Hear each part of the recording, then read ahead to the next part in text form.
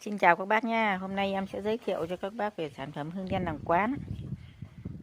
Hôm nay trời nắng, sản phẩm hương đen sẽ được phơi. Khi ra trời nắng thì sản phẩm hương rất là thơm và đảm bảo chất lượng. Đây có 3 loại hương chuẩn bị phục vụ Tết cho các bác nha. Đây là một loại lớn này.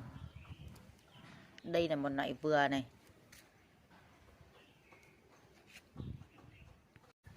Còn đây là một loại nhỏ.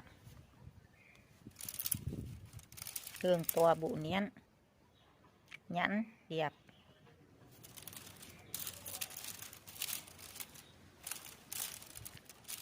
Mời các bác hãy lên đơn dùng sản phẩm hương đen làng quán nha. Hôm nay trời nắng hương phơi bao la.